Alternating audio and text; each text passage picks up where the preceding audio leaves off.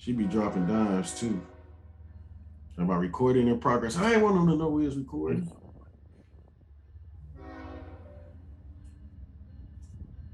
But I guess all right, so we're gonna go over that. Boom. Hey, did you see that stuff on there about the what rail line where they talk about the STB disapprove somebody buying like the Northwest something line? Did you see that? It kept popping up on my Google today. It was like the Nah, Northwest. that was recently. Yeah, let me look at it real quick because I'm just curious. Like, I was like, what was the significance of that? Of course, now, of course, it's gone. Son of a biscuit. Man, I ain't see. Yeah, it was in the trains article. It popped up, I think it was on Friday. But I never, because I was sitting, I was like, I didn't know somebody was trying to acquire. It's like the STB turned down somebody's bid for it, but I did not know what the heck they were talking about. Hmm.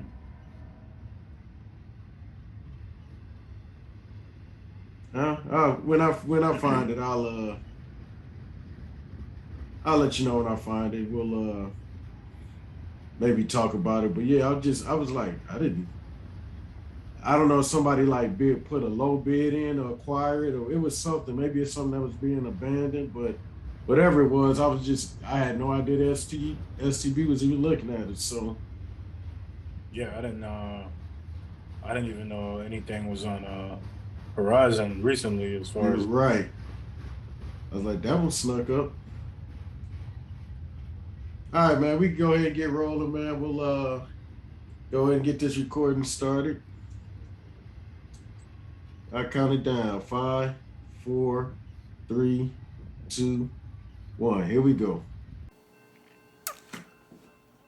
The material contained in the Divergent Clear podcast is for informational purposes only. The ideas and opinions expressed in the podcast does not represent the views or missions of the National Rail Passenger Corporation or Amtrak or the Washington Metro Rail Safety Commission. This is a Divergent Clear podcast.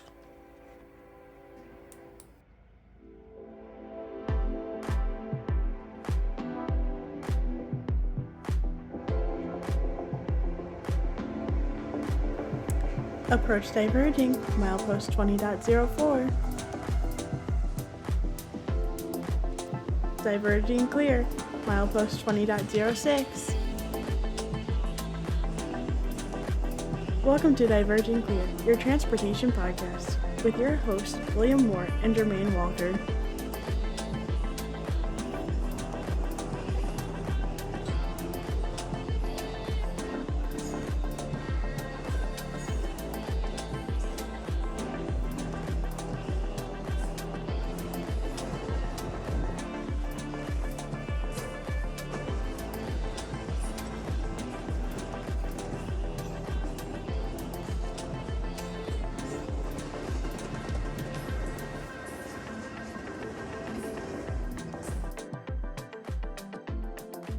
Welcome to episode 6 of the Divergent Clear podcast. It ain't over yet.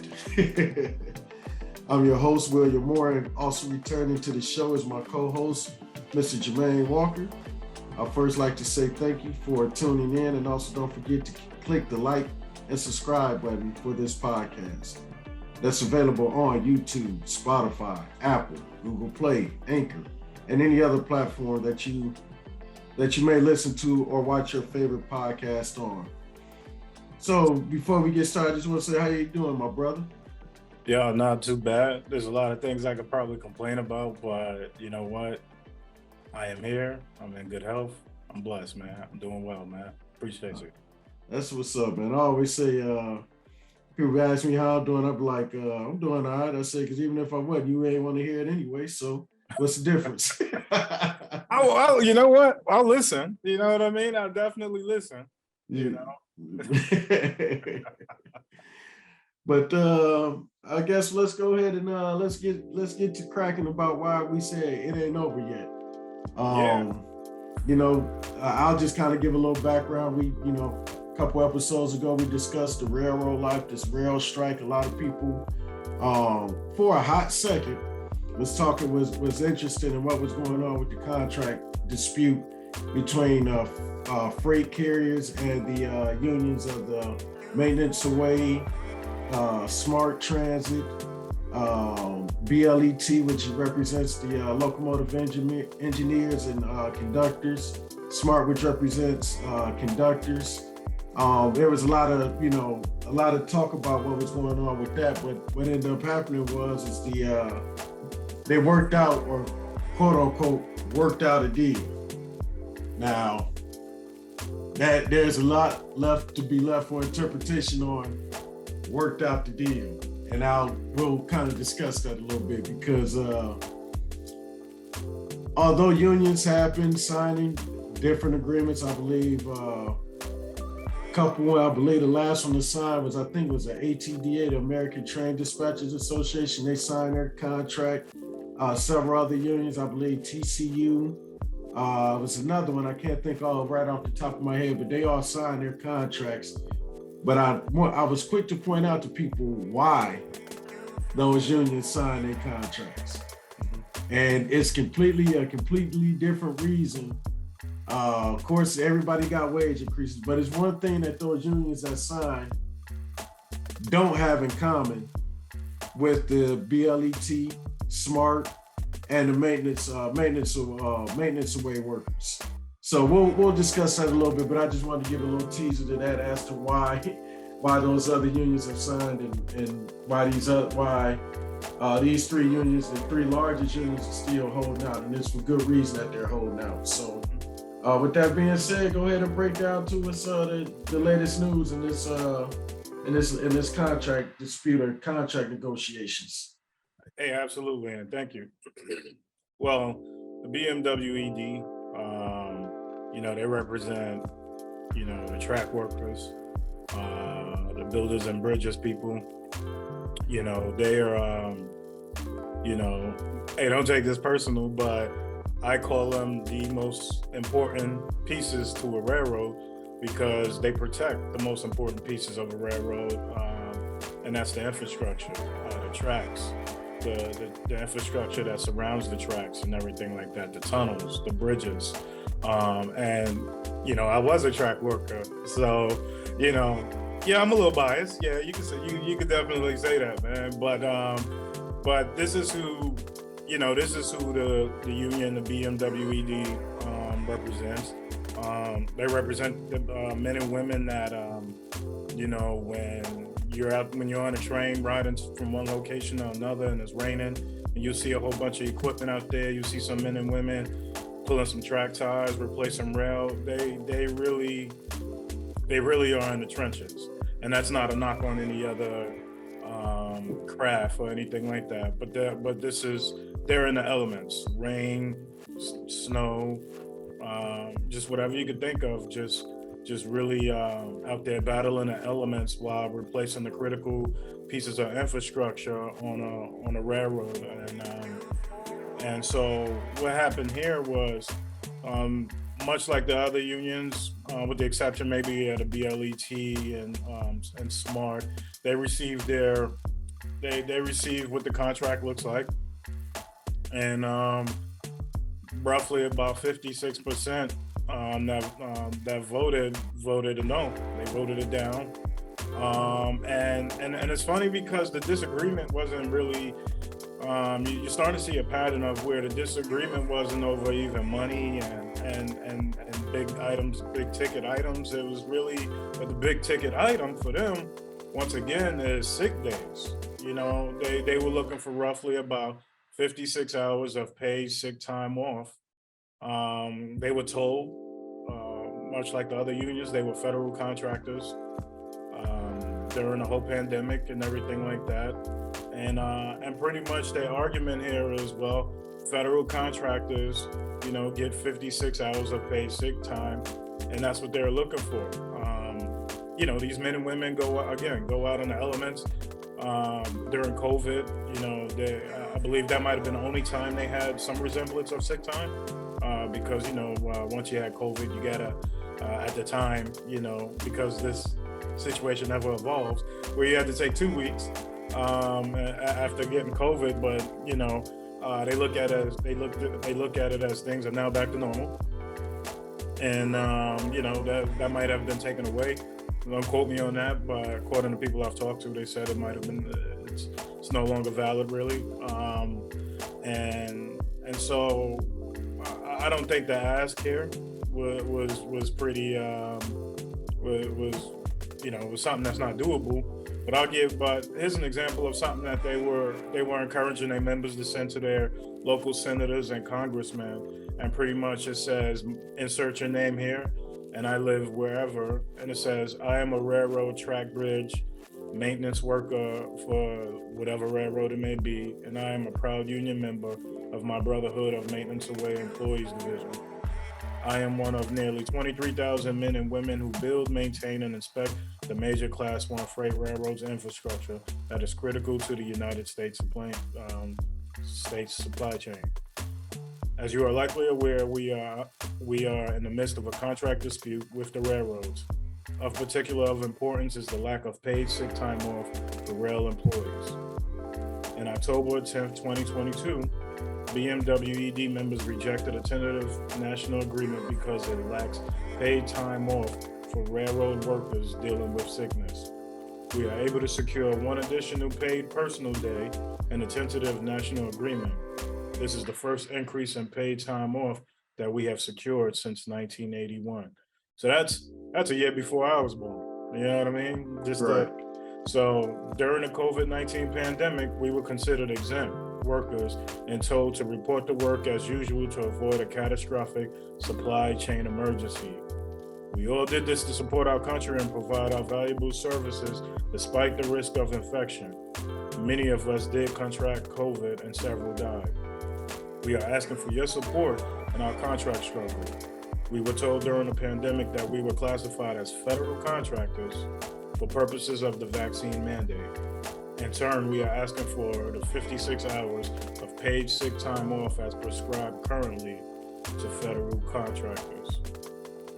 And as we found out, but maybe a few days earlier, I believe it's the NCCC. I might have jacked up that, but pretty much the people representing the carriers emphatically, man, I probably messed that up. But that's they said, right. I know what you mean. Emphatically, yeah, they pretty much said no. I'm not even gonna try and say that again because for some reason or another, my lips is moving faster than the rest of me. But they said no. So what that could mean is they could put a strike back on the table. And the chain of events here is that if the BMWED goes on strike, then it's one strike against one is a strike against all, and all the other unions will follow suit, and we're back to the whole drawing board of a threat of a strike. So, how likely? I'm gonna be very honest with you. This could turn out, a few different ways. One, I honestly don't think a strike will happen, but I think Congress would step in, even though they showed no desire to want to do that. Well, Brother Bernie kept that from happening. Mm-hmm. He kept that. He kept them from being able to keep the Senate and the Congress by voting against intervening. So as long as you got his vote, Congress is going to have to stay out of it. And the way Bernie felt about it was the fact that, which we'll discuss here in a little while, about the corporate buybacks, the $18 billion in corporate buybacks that they spent in 2021. The total cost to provide sick days for these three unions is right about 3% of what they use for stock buybacks. Mm-hmm. So unless some monumental shift happens in Congress, I don't think Bernie is going to is going to oblige to that, which for good reasons.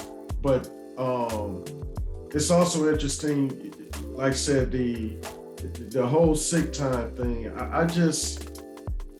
I was watching something the other day, and they were talking about our healthcare system and why, everybody loves to talk about how great the American healthcare system is, yet nobody in the world is modeling our healthcare system. Right. So same thing here. It's like nobody's in the world is modeling our worker rights systems. I know a couple places are trying to restrict rights. That's what just happened, I believe, in the UK. And that's what got that lady the shortest prime minister term in the history of prime ministers for that country. Yes, sir. Because the labor movement said, no, you're not about to, they were about to start restricting their rights. So it's just interesting that we are still at that point where we're supposed to be the biggest, baddest, most wealthiest country in the world, but we still don't want to give employees sick time off. It's, man, you just ask yourself, as human beings evolved, you would just think that this is something that modern day people wouldn't have to fight for. It's just, I think to myself, my time as a track worker, and the elements I had to battle, like, when I started, way back in New York, it was basic training for track workers for the company that I worked for, the railroad that I started with, man. And, I'm talking about it's probably like 20 degrees, sometimes even less, and you're working under traffic as a trainee, man, learning the ins and outs, using heavy tools and equipment, and your hands are still cold. Once the gloves that I had at the time, they got wet. It's cold. There's breaks, but you're just out there, and you would think battling those elements, you're gonna be sick. It's just natural. As human beings, we're gonna require a sick day. Just on the nature of the weather alone, let alone the work in itself. Let me tell you, man, that work is strenuous, man. It has its days where it's easier than others, but the work, to not have sick days, the closest thing I think we had to a sick day was, and things might be changed now. Certain properties have different agreements, of course, but like we had, like if it rained, you could take an option to go home, and it was, you get paid for only 4 hours that day. Right, you take a cut. Yeah, that's about it. So to be here in 2022, and I'm like, again, they're asking for 56 hours, and they're looking to accrue those hours to where, throughout the week, they accrue a certain amount of hours based upon hours worked or something to that effect, man. I just don't see the disconnect here. Why, sick days just seem like it's so off the table, man. Like, are we that like desensitized to, the need of the human being to that may require a sick day to provide them sick, real sick days? Like, is that your answer to that is yes, we are. Yes, we are desensitized to the fact that people are human. We get sick, we get exhausted, we get tired. We're not machines, but they don't care because all it's driving is driving is the they don't care nothing about.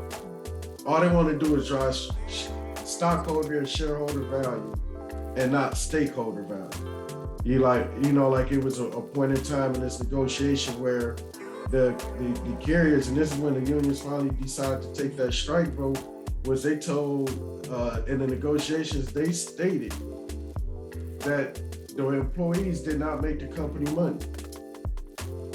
I said, that's interesting, because I don't see no stockholders driving those trains. I don't see no stockholders hammering those nails nailing those spikes. I don't see a shareholder or a stockholder in the dispatch centers. I don't see a shareholder handling the mechanical side of things.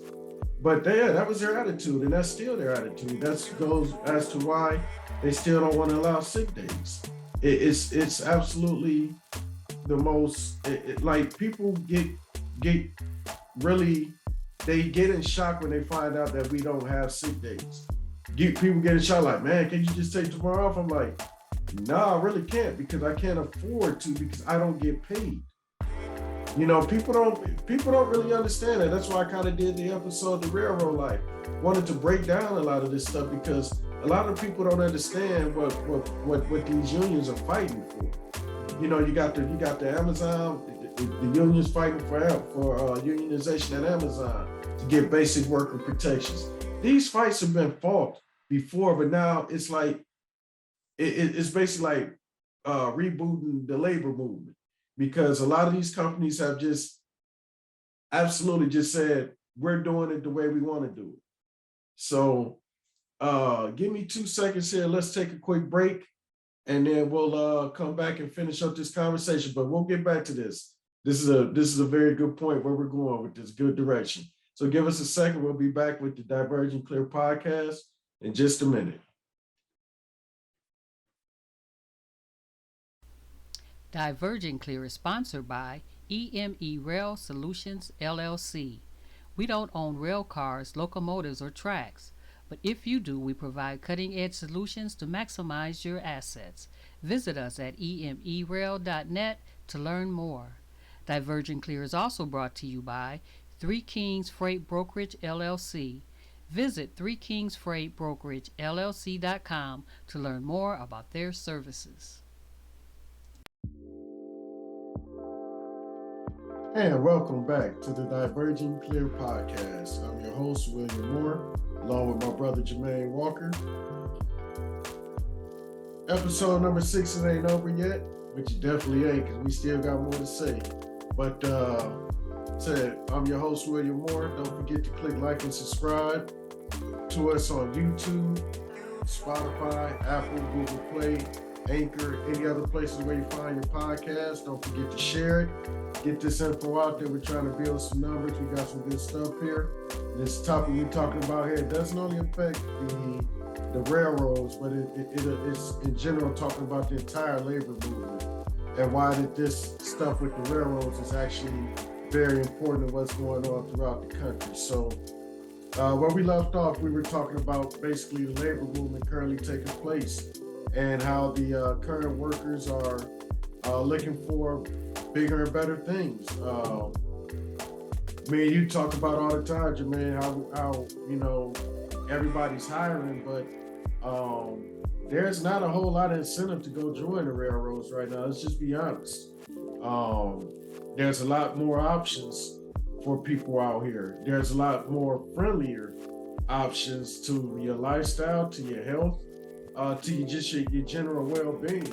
There's a lot more options out here that some people, as they said back when we first got hired on the railroad, and prior to that, if you hit the railroad lottery, which it was quote unquote called the railroad lottery, you were one of the few lucky ones to actually hit it and be able to get a job at a railroad. Mm-hmm. It's not like that anymore. People have options, and people don't want to literally slave their 30, 40 years away for a company. And then, I mean, let's just be honest. I don't want to get too grim here, but let's just be honest.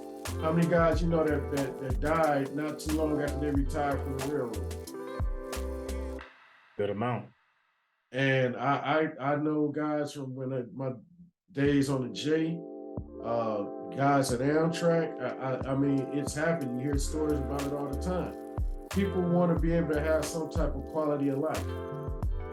And right now, what people are at, what the conductors, the engineers, the maintenance away, what they're asking for is, it's not some radical idea.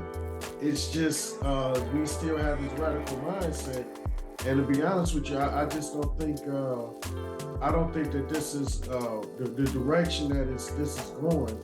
I just don't think that it's conducive to having a strong rail industry moving forward. Rail is important, but also there can also be a balance. It doesn't have to always be about dollars and cents. One of the big things that people don't want to do, or I was gonna say the carriers don't want to do, is actually carry workers to be able to fill in when others are off. And that's the biggest sticking point. I don't know how many times I heard that. Well, we can't have those people sitting at home, or we can't do this, or we shouldn't have them. No, it always comes down to a numbers thing. And it's always one or two things. It's either feast or famine. Either you got too many people or you don't have enough people. There's never been a happy medium as far in my 18 years of railroad. What do you think about that? No, you're absolutely right. And I wanted to throw another element in. It's what, like today, like you said, and to add on to the point that you said actually about having options. Do I go work for the railroad, which, for all accounts, for a long period of time, have been this great American job, still here in America. But if I have the option of working at a railroad, depending on the job, that means, okay, I might be going on the road, might be working in nasty elements. Salary looks good, retirement looks good.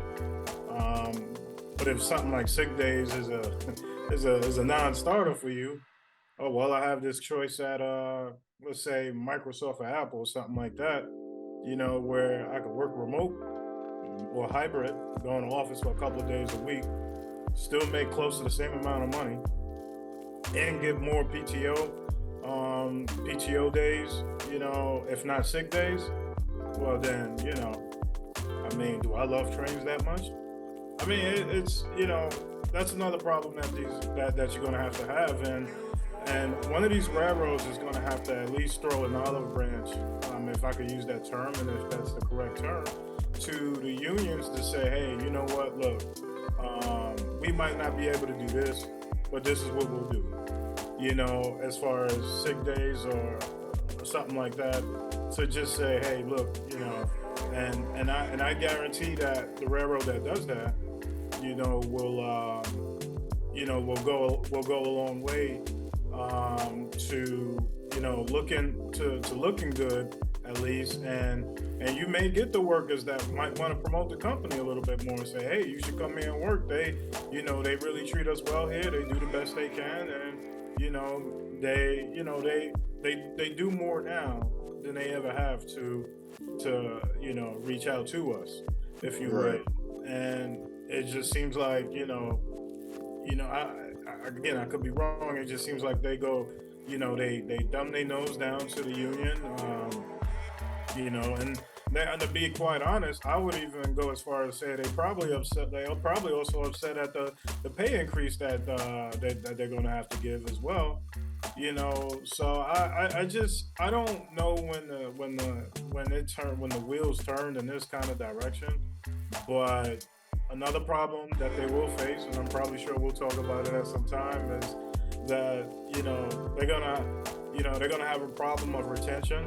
They're gonna have a problem of recruitment, because with the options that you said are out there, like even for somebody that might love trains a lot growing up, when they start to see the labor movement and the issues that are important, they're gonna just go in a totally different direction in most cases. Well, let's just be honest. Retention at the railroad was already difficult. How many guys did you start your class with that's actually still in the rail industry? I can tell you how many of mine. I started with 9 in my class.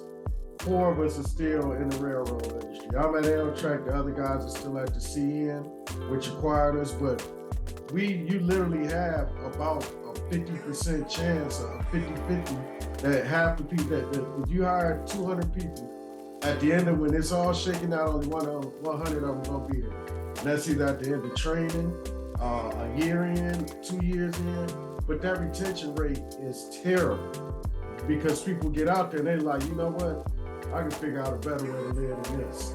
Because you become a walking zombie, You become on your one off day, your one rest day, you sleep the whole damn thing. And so, it comes down to a lot of different stuff, and it's just like, I don't know where they think we're going with this. And the thing is they can't be crying broke. This isn't like before the Staggers Act was in place, where the companies weren't profitable. They're very profitable. I mean, they just spent 2021 spent $18 billion in stock buybacks. That's money that they spent after not revenues, profits, and they spent that on stock buybacks. But y'all can't beef up the staffing to give your employees the opportunity to be able to take a day or two here, or give them 10 or 15 sick days a year. I mean, come on, it just doesn't make any sense. And I'm still on the newsletter and get emails from Smart because as a yard master, I was part of Smart. But I think we haven't actually seen the contract for them yet. The maintenance away got theirs first, but nothing has still been seen by Smart and by BLET. So nobody has seen what the contract actually is. If it's somewhere along the lines of what they just offered the M&W, I can tell you that's not going to pass. That's not going to pass. And at that point, I don't know what's going to come of it. But if they're still only trying to offer one sick day, there's no way in heck that's going to pass. Those unions, they may take another cool off period, but it sounds like they're not budging. And I don't think they should. I really don't think they should. Like I said, this is a struggling industry. The rail lines were being abandoned. There was no traffic out there. That would be a whole different argument. But that is not what's taking place right now. That is not what's taking place. And the fact of the matter is that at the end of the day, this all comes down to corporate greed. I don't care what anybody says. It comes down to corporate greed. It comes down to what more can they get out of the workers. And so when you look at it, like I said, you look at what's happening at Amazon, you're looking at what's happening at Starbucks, you're looking at what's happening on the railroad. You look at all these scenarios right now. And right now, nobody is looking out for the employees. So the employees are looking out for themselves. They have the ability to withhold their labor for this issue. So while they're withholding their labor, or they have the opportunity to withhold their labor, they got to do it, because if they don't, I'll tell you, if it goes over the cliff and these sick days aren't given up, or part of the contracts, I'm telling you, it's gonna be a huge problem. And then, like I said, the other thing is that those unions that have signed, the difference between them and then the Smart, BLET, and the M&W, they have sick days already in their contract, allowable PTO, allowable sick days. These three unions don't, so that's why they're the last holdouts, because they don't have sick time. As a dispatcher, I had sick time. As a yard master, I didn't have sick time. As a brakeman, I didn't have sick time. As a dispatcher, I did have sick time. Which one do you think? Why would I not sign a contract if I already got sick days, and then I got these pretty good signing bonuses? I got signing bonuses, wage increases, and all that. Why wouldn't I sign that contract? You would have to. But these guys, they are fighting for something fundamental that needs to change. People need to have sick time. This almost goes back to almost the point of like the fact that we still don't have paid maternity leave in America. Like, how do we still have people out here working without sick time? How do we have people out here without the ability to take maternity time off when they have children? Like, all this stuff intertwines at the end of the day. Oh, well, how are we going to pay for this? Tell me, how does Cuba pay for it? Cuba has paid sick time. How does every other developed nation pay for their sick time or maternity leave or whatever or what have you? 12 weeks, 16 weeks. How do they pay for it? Do you know? Just asking, do you know? I know how they pay for it. They prioritize what they want to pay for. That's how they pay for it. Because they make that a priority for their citizens, that this is important enough for us to fund it. America does not value sick time for its employees. They don't even value vacation time for their employees, and they definitely don't value maternity leave for their citizens. We don't. So that's why we're where we're at right now. We could pay for it. These private companies could pay for it, but they choose not to. That's the problem. And they don't have anybody forcing them to do it. We deregulated America so much now that you can't tell the difference between who's governing us. The corporations, or is it our federal government? Everybody, state rights. State rights, when they did this right to work stuff, guess what that did? Weaken the unions. All of that stuff goes in their account for this. And to be honest with you, I'm to the point where I want to see something different. We're more productive now in 2022 than we were 50 years ago. But when you adjust for inflation, we're making less money than they were 50 years ago. Our productivity is going up. Corporate profits have skyrocketed through the roof, but our wages have stayed stagnant. All of this plays into it. This is all the making of how you say a superpower collapses. See, a lot of people don't study history. You have to look at different things that accounts for why great civilizations crumble. Doing greedy stuff like this, about 99% of the time it's about greed of why superpowers crumble. So that's what we're having right now. The workers are starting to fight back. That's why I'm a strong supporter of making sure that these crowds get this, because me and you both have worked these craps, and we know how of a sacrifice it is that you make and that your family makes when you step on that property as a railroad. At the end of the day, man, if somebody don't do something about this greed, we gonna greed ourselves right into, as everybody like to call everything the third world nation, or everything outside of America a third world nation. Yeah, we still ain't got clean drinking water in Flint. We got the water problem in Jackson. We got Chicago with over 400,000 homes with steel lead service pipes in them. We still ain't got sick leave for all of our workers. We still ain't got maternity leave. Some workers don't get health insurance. Who's third world? You're like a Gucci belt, brother. The one that you get from the flea market, not the one that you get from Gucci. It look good till you get up on it and you look at it, you like, ooh, yeah, that's not Gucci. 100%. That's Lucci. So why am I saying that? I'm saying that because at the end of the day, there's got to be some type of fundamental changes. Has to be.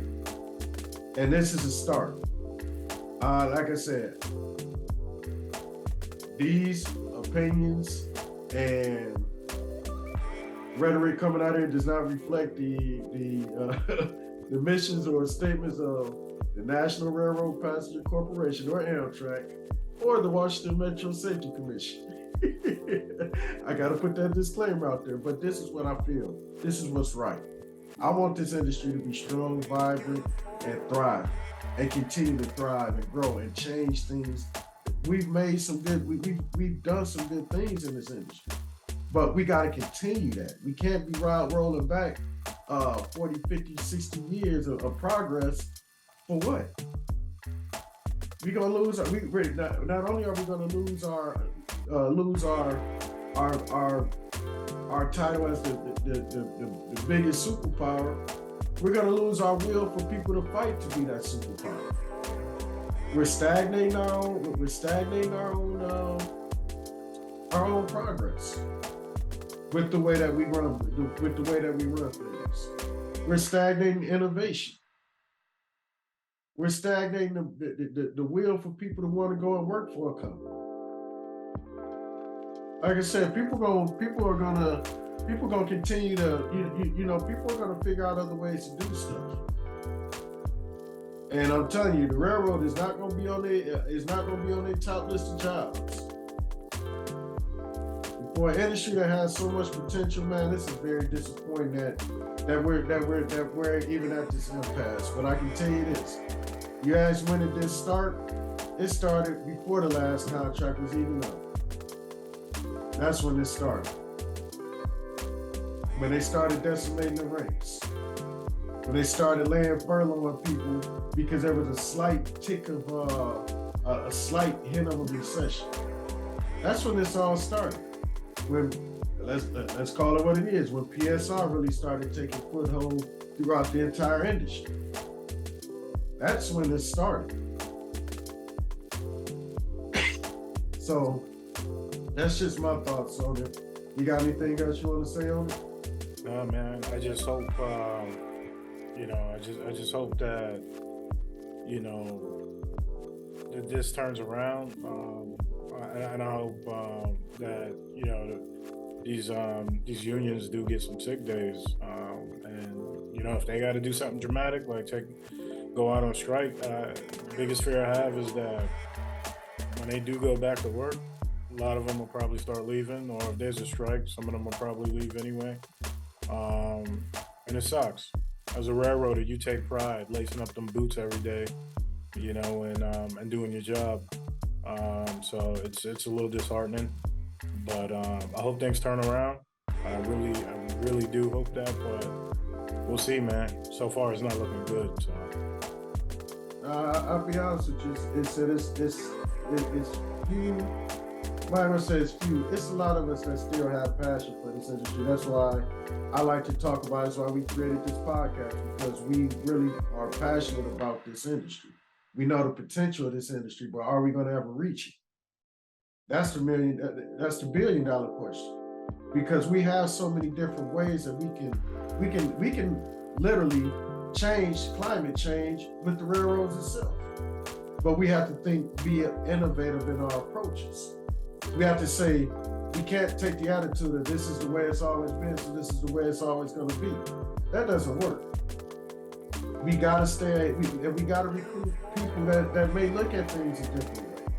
But how are you going to recruit those people when you got them walking in the door, no sick time, no, they may want to come in, or you may start them at an entry level as a conductor, or, as a conductor or what have you. They want to learn the industry, but you're giving them 75% of pay. We can talk about that too. This whole graduated scale, bro, this is the 2020s. This ain't the 1930s and 1940s. Why are we still starting people at 75%? Why are we still training people at okay, let's say you train them at 85%. That's a fair start. Once they become qualified, get them people at 100%. How much money is it really actually costing you by not putting them at the 100% pay rate? Mm-hmm. But the common fight gonna be, oh well, this is the way we've always done it. Okay. There's a time when women couldn't vote. Right. There's a time when if you wasn't a white landowner, you couldn't vote. I think we've modified our thinking a little bit there. Mm-hmm. Not much, but a little bit. Because at least women have the right to vote now. Right. You look at our thinking has got to evolve. We can't stay stuck in these silos, not realizing that the world around us is also thought processes have changed. There's better understandings of what benefits these have. Look at these other countries that offer those stuff. Those countries are, the people are happier. It's almost like our companies don't want to see us happy. And that's weird. That goes back to what you was talking about earlier. Like, do they even see us, the empathy of us being humans? And I'll say it again. No, they don't. They don't care about us being human. They don't care about us being able to enjoy life. All they care about is what their stock portfolio says. And what role we play in that. They don't care about nothing else. So at the end of the day, man, I'm gonna wrap up because I stay on this talking point for hours. And I know our audience is not gonna put up with that shit. Yeah, I don't know. You know, they But, definitely have a problem with that. But yeah, I mean, that's the way it's gotta be, man. We gotta change our thinking. We gotta change our approaches to this, and we need this to come from the high levels, man. From the high levels of the executive levels. We need this. We need this thinking to change. We're sitting on mass potential for the rail industry right now to start recruiting, to start retaining, to start innovating. We're sitting right at the perfect spot to do it, and we're not doing it at all. We're not even attempting to do it. We're attempting we're having a power struggle within the industry. And I don't know what they think this is going to do. What this is going to gain for the industry. What good it's going to do the industry. So it's just interesting. I'm on the terms with my brothers. I understand y'all. I understand M&W not voting for that. I completely understand. We at some point gotta make them. Hey. What's the song saying? You gotta make them believe fat meat greasy. Mm-hmm. Right now, the railroads don't think it is. But I tell you, these three unions get a rail industry a heart attack. Somebody gonna have to start paying attention. So, you know, that's how I feel. You got any closing thoughts? No, man. Hope like I said, I just hope things turn around soon, man. I do too, man. Well, we'll keep everybody updated on what's going on with these labor talks. I'll be honest with y'all. Ain't nothing gonna happen before the midterm elections. I guarantee that. I could be wrong about some stuff, but I guarantee you, I highly doubt Smarter BLET will have their contract before the midterms to be able to ratify it or turn it down. So we'll keep you posted on how everything's going as far as this contract. But like I said, nothing's going to happen before the midterms. After the midterms, I guarantee we'll start hearing language and then we'll start hearing a little bit more about it. But up until the midterms, nothing's going to happen. Nothing's going to move when it comes to these contracts with these three unions. And I believe they put the M&W in the cool-off period again. Is that your understanding on it, Jermaine? Yeah, for now. So they'll probably be on the cool-off period, probably up until at least the midterms, or very close to it. Nothing's gonna happen before the end. But like I said, nothing's gonna happen before the end. But hey, thanks for joining me today, brother. It's always good to have you back. Likewise, man. Appreciate you, man. And that's the conclusion of episode 6 of the Divergent Clear podcast. It ain't over yet, and it sure the heck ain't. But we'll definitely keep you up to speed on what's going on. Thank y'all for checking us out. Remember, check us out on YouTube, Spotify, Apple, Google Play, Anchor, wherever else you get your fine podcasts. Don't forget to click the like and subscribe button. Also, don't forget to follow us at DivergentClear1 on Twitter, on IG at Divergent_Clear_podcast, and on Facebook at Divergent Clear Podcast, and of course on YouTube at the Divergent Clear Podcast. Thank you again for coming out. Y'all have a good night. Thanks again, and we'll see you next episode. Take care. Be safe out there.